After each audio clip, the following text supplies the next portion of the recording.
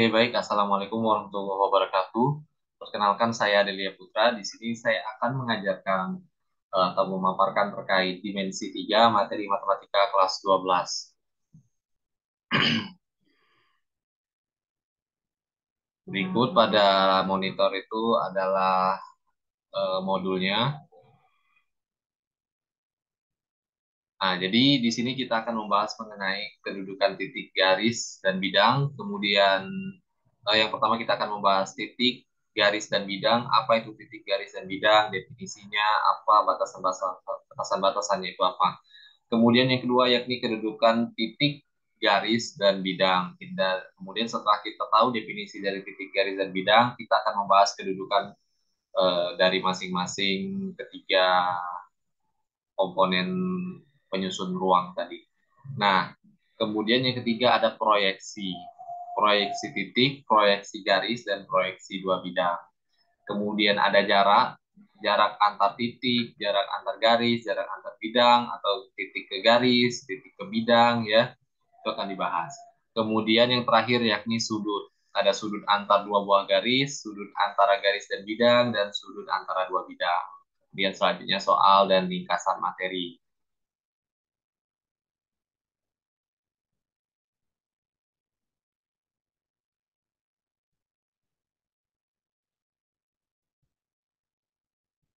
Nah, oke, yang pertama kita akan membahas pengertian dari titik, garis, dan bidang.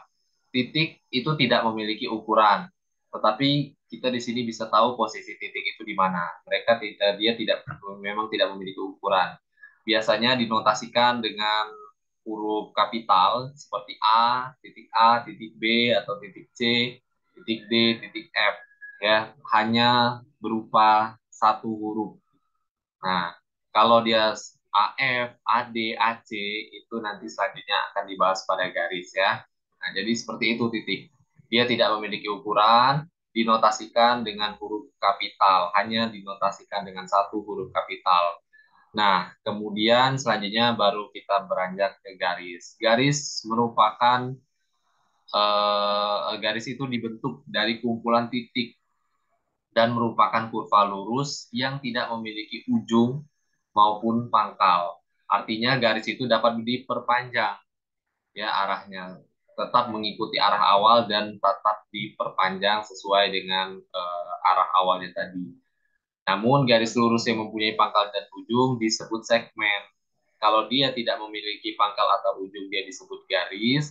Kalau dia memiliki pangkal atau ujung dia disebut segmen garis.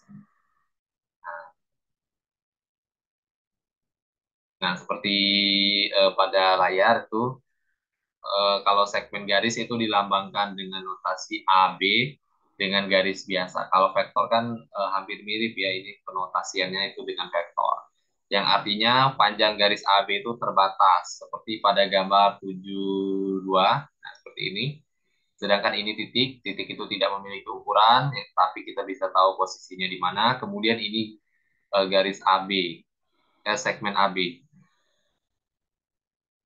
Tidak memiliki ujung dan pangkal itu disebut garis. Kalau dia memiliki ujung dan pangkal itu dia disebut segmen. Seperti pada gambar 71 ya maksudnya, bukan 72. Nah, selanjutnya ada bidang. Bidang ini dibentuk dari garis-garis. Nah, sebuah bidang datar mempunyai luas tak terbatas. Dalam geometri, sebuah bidang hanya digambar dengan perwakilannya yang disebut wakil bidang. Wakil sebuah bidang mempunyai dua ukuran, yaitu panjang dan lebar. Wakil bidang dapat berbentuk persegi panjang atau gajar genjang. Dan juga bisa yang lain ya, kayak segitiga, segi enam, dan belah ketupat gitu ya. Nah, kalau yang sebuah bidang datar mempunyai luas tak terbatas, iya.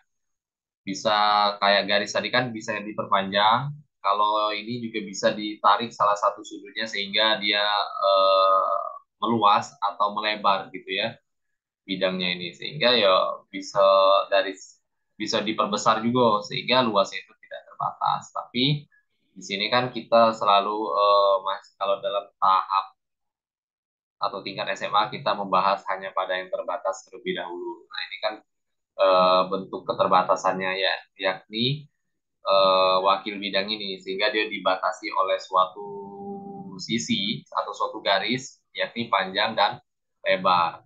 Kalau pada segitiga dia ada sisi-sisinya. Kalau ini kan ada panjang, kalau pada persegi panjang ini kan ada panjang, yang ini ada lebar. Lebar itu biasanya lebih pendek dari panjang ya. Jadi kalau pada soal jangan ketukar. Kalau ada sisi yang lebih panjang, maka itu merupakan panjang. Kalau yang lebih pendek, itu merupakan lebar.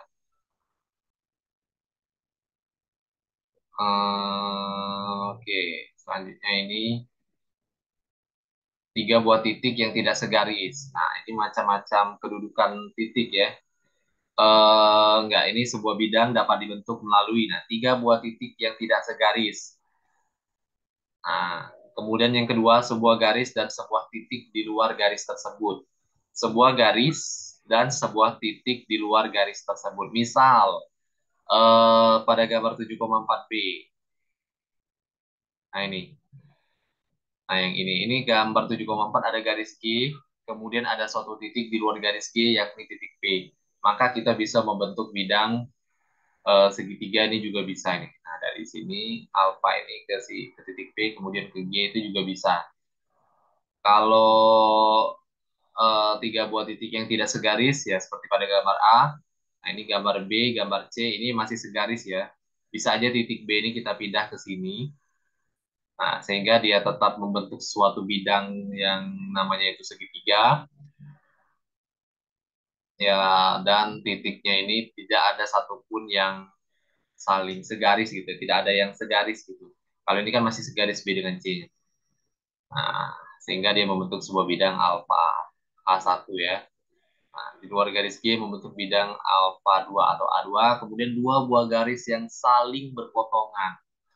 Nah, dua buah garis yang saling berpotongan ini itu dapat membentuk sebuah bidang juga. Nah, dia membagi jadi empat bidang ini juga bisa. Kemudian yang di dua garis yang sejajar itu juga bisa membentuk ya. Nah, kemudian melalui dua buah titik sembarang hanya dapat dibuat sebuah garis lurus. Jadi dalam dua titik itu sembarang titik hanya dapat dibuat satu garis lurus. Tidak bisa kita tumpuk menjadi dua.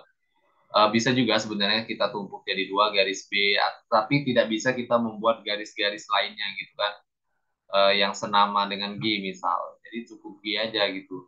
Tidak bisa dibuat, ya kalaupun mau dibuat garis lain ya arahnya cuma satu, cuma mirip kayak gini. Biasanya kan kalau dalam soal itu ada dua garis yang beririsan ya, bukan beririsan, kayak nyambung atau tempel itu apa istilahnya ya. Nah, sehingga tidak mungkin kan dapat dibentuk sebuah garis lain yang bentuknya aneh-aneh selain dari bentuk G ini kan. Nah, gitu. Yang kedua, jika sebuah garis dan sebuah bidang mempunyai dua titik persekutuan, maka garis itu seluruhnya terletak pada bidang. Nah, titik A dan titik B pada garis G itu juga berada di dalam bidang alfa. Nah, sehingga ya dia garis itu seluruhnya terletak pada bidang tersebut. Jadi garis G itu terletak pada bidang alfa.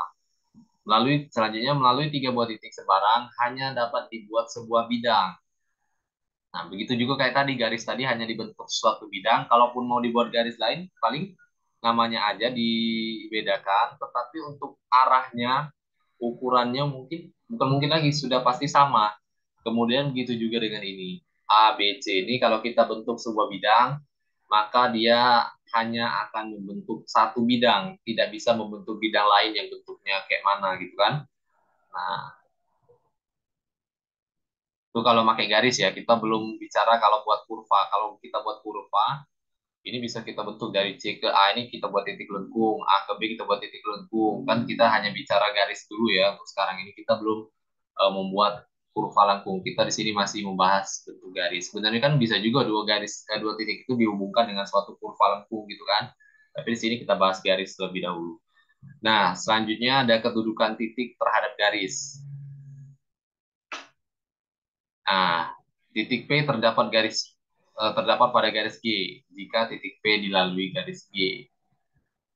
Tuh, selanjutnya titik P berada di luar garis G jika titik P tidak dilalui garis G.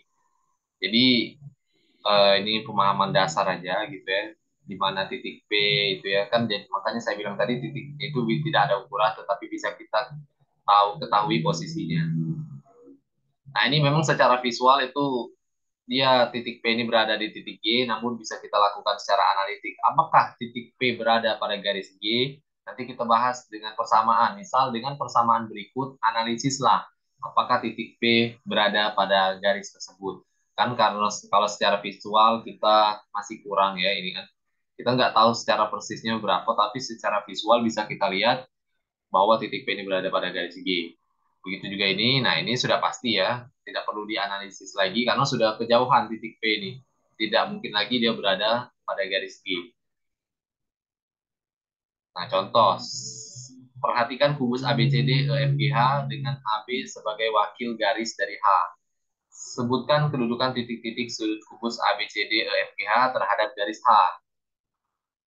Nah, pada garis H yang dilalui oleh yang berada pada titik yang berada pada garis A itu ada titik AB. Garis H itu pada ada titik AB. Kemudian yang di luar garis H itu ada titik E, F, G, H, D, C. Nah, gitu. Titik-titik sudut kubus yang terletak pada garis H adalah titik AB, yang terletak di luarnya itu adalah C, D, E, F, G, H. Kemudian selanjutnya ada kedudukan titik terhadap bidang. Nah, ini kan titik A kalau secara visual bisa kita lihat aja di sini ya. Oh, titik A itu berada di dalam satu bidang, berada di dalam sebuah bidang tersebut. Kemudian ada pada gambar B, titik A itu berada di luar bidang gitu. Jadi kalau ada soal titik A berada di luar bidang A, maka dan selanjutnya disebutkan bla bla bla bla bla. Nah, kan kalau ada soal gitu jangan bingung lagi, tinggal kita bayangin di dalam kepala bahwa visualisasinya seperti berikut. Oh, kalau titik A di luar bidang G, maka bentuknya kira-kira seperti ini. Nah, gitu kan. Biasanya ada soal kayak gitu. Titik A berada di luar lingkaran. Sebenarnya sudah dibahas di SMP ini. Namun kita bahas ulang, mengulas ulang ya. Nah, tentukan kedudukan titik-titik sudut kubus ABCD EFGH terhadap bidang beta. Nah, yang pertama titik-titik yang berada pada bidang beta itu ada H, G, D, C. Kemudian yang di luar bidangnya itu ada E, F, A, B ya. Itu. Nah, ini untuk latihan. Selanjutnya kita bahas dulu kedudukan garis. Selanjutnya kedudukan garis terhadap garis lain. Nah, yang pertama ada berimpit. Nah, itu kayak kata saya tadi berimpit. Jadi memang bisa kita buat satu garis ya di antara dua titik itu, tetapi ya mungkin kan bisa aja ada garis lain juga yang sama kedudukannya kan. Tetapi ukurannya tidak akan bakal beda kan. Tetap sama seperti itu, arahnya juga tetap sama sehingga tetap bisa hanya dibuat satu macam garis, satu macam gitu ya. Nah, kalau mau buat dua garis ya paling namanya aja yang dibedain. Untuk segi bentuknya, posisinya, arahnya juga sama. Itu sama. Nah, suatu garis dikatakan berimpit kalau dia benar-benar kalau kedua garis itu melalui dua buah titik yang sama, paling tidak dua buah titik yang sama. Kalau cuma satu titik yang sama, belum tentu dia berimpit, gitu ya. Nah, ini. Jadi pada garis ada dua garis, yakni nah ya kayak berimpit ini. Nah, jadi gambar jarum dinding ini ya pada jarum 12 jam ini menunjukkan jam 12, dia berimpit. Nah, kalau secara analitik dia ini garis jarum merah dan jarum hitam ini dia melalui dua buah titik yang sama. Kalau dua garis ini melalui dua buah titik yang sama, dua buah titik juga dan dua titik itu dan mereka ini melewati dua titik yang sama, maka mereka berdua ini berimpit, coinciding ya dalam bahasa Inggrisnya. Nah, gitu. Selanjutnya ada sejajar paralel. Dua buah garis dikatakan sejajar apabila kedua garis tersebut terletak pada satu bidang datar yang tidak akan berpotongan. Nah, seperti ini. Nah, terletak pada satu bidang datar dan tidak akan pernah berpotongan. Kita lihat, analisis dulu. Garis M dan garis N di sini. Ya, sebentar ya.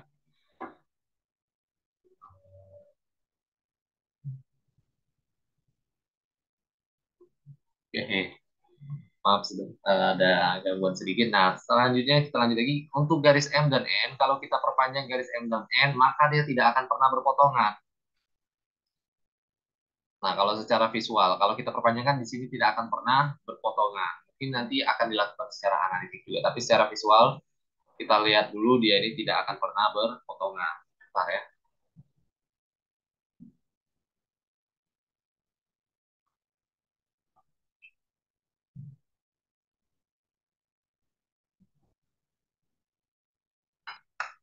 Nah, oke.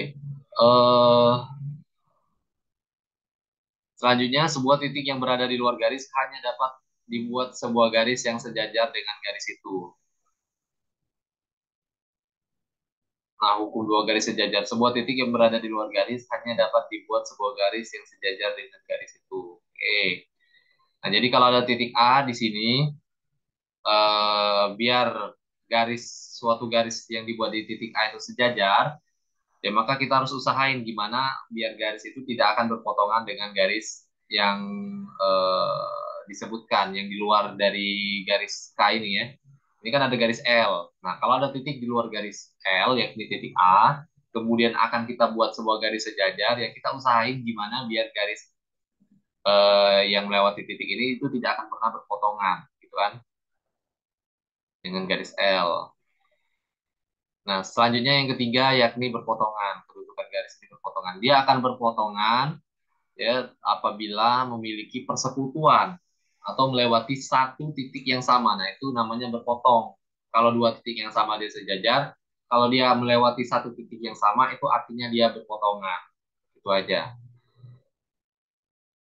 Nah, persekutuan artinya cuma satu titik. Kalau semuanya dua titik, dua keduanya dilalui, ya artinya mereka ini sudah berhimpit, sudah menyatu. Ya, makanya kalau dalam peperangan ya gitu kan ada yang namanya sekutu gitu kan. Mereka itu tidak benar-benar tidak sama tujuannya, tapi ada satu tujuan yang sama, makanya mereka bersekutu, sama seperti titik potong ini. Nah, kemudian selanjutnya ada yang bersilangan atau skew.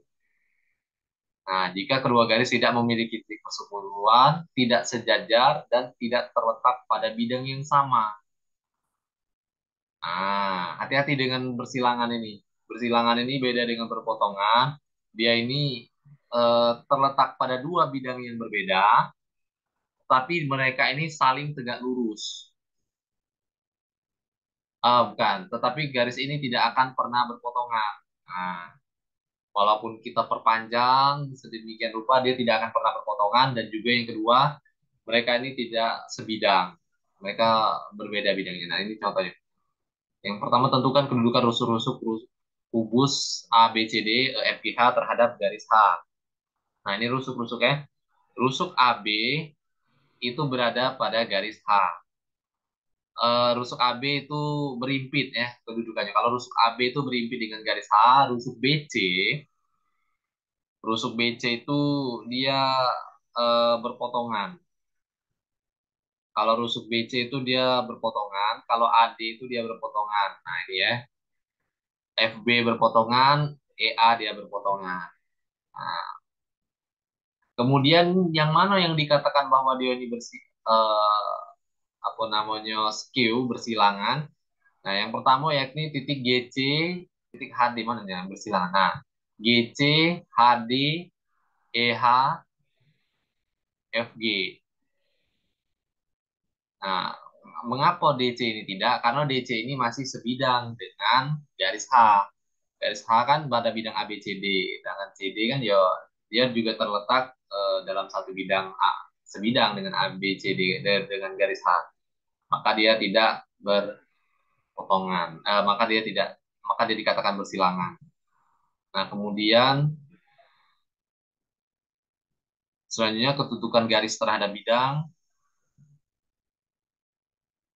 Nah, ini ada garis terletak pada bidang. Jika sebuah garis terletak pada bidang, maka sekurang-kurangnya terdapat dua titik persekutuan. Nah, ini selanjutnya garis sejajar dengan bidang. Nah, ini garis yang sejajar dengan bidang. Maka dengan salah satu sisi dari bidang tersebut dia harus sejajar. Nah, titik C tembus garis dengan dan bidang yang berpotongan.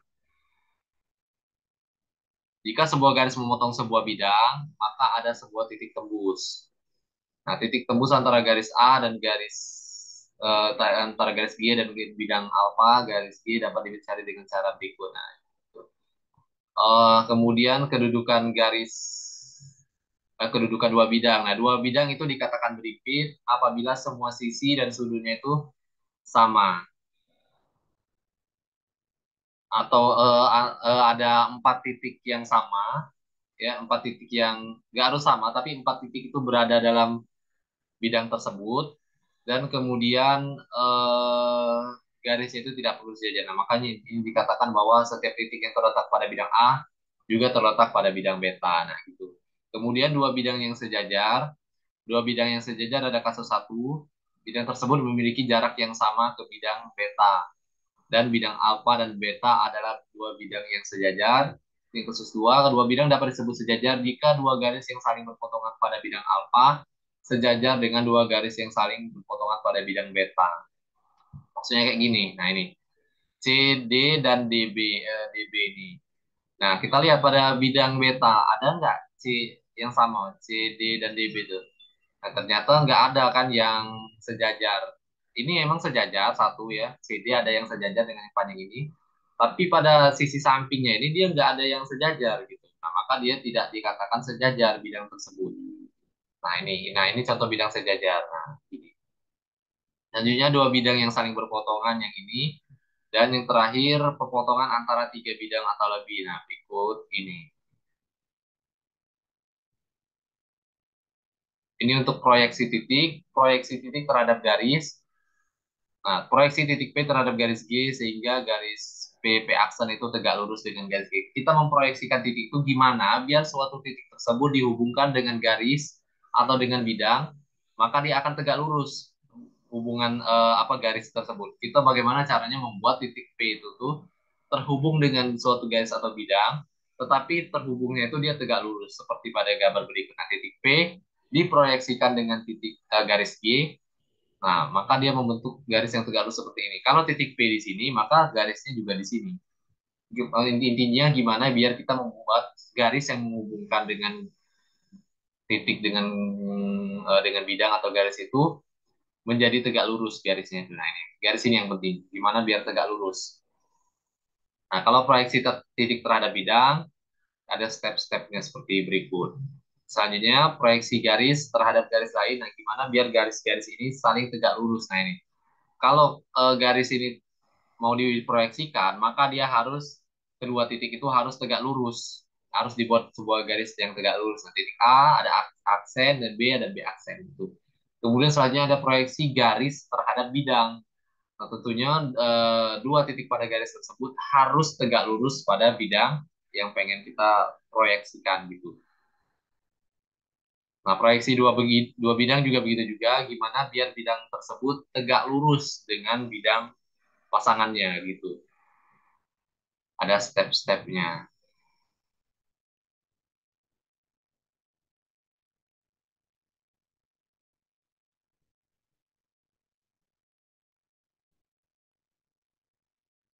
Nah, selanjutnya garis jarak antara dua garis sejajar. Nah, ini kita akan menganalisa selanjutnya jarak antara dua garis yang sejajar.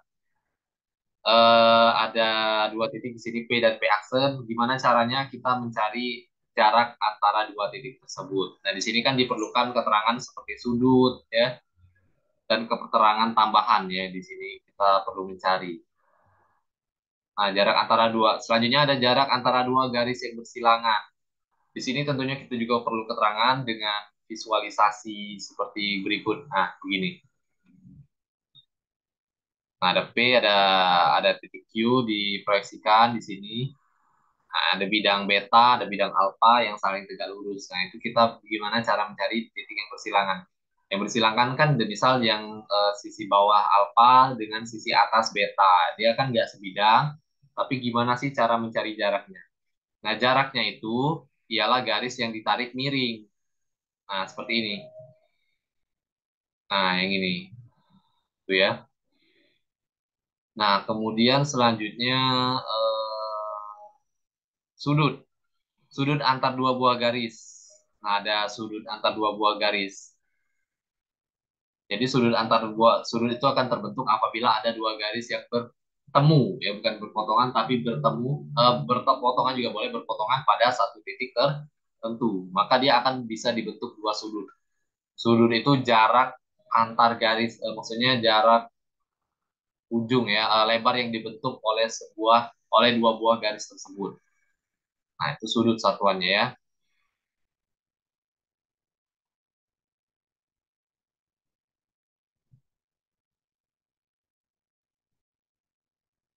Nah, yang selanjutnya itu tadi ada sudut antar dua buah garis, kemudian ada sudut antar dua bidang. Sama saja, tinggal kita manfaatkan konsep yang sudut antara dua garis tadi. Nah, begitu. Kemudian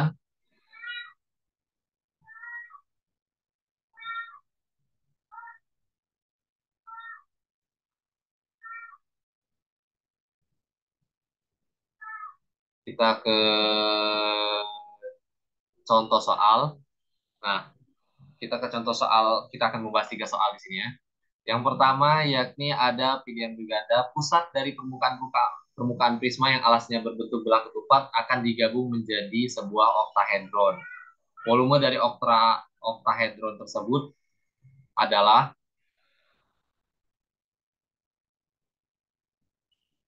pusat-pusat permukaan prisma yang hanya alasnya berbentuk belah ketupat akan digabung menjadi sebuah oktahedron. Volume dari oktahedron tersebut adalah, oke mungkin di sini kita kurang waktu, kita bahas yang ini aja.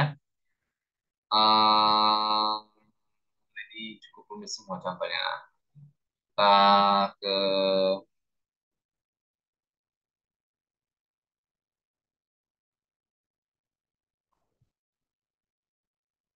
Nah, kita sini aja ya.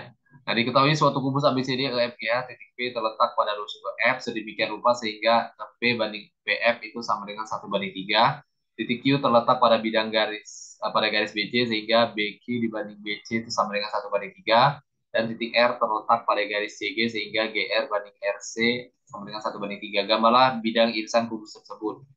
Nah, jadi yang pertama gambarkan sumbu afinitasnya dengan menarik garis yang membuka titik R dan titik Q. Nah, ini adalah garis yang menghubungkan titik R dan titik Q sampai memotong perpanjangan FG. Nah, ini kan ada mana FG? Nah, ini FG.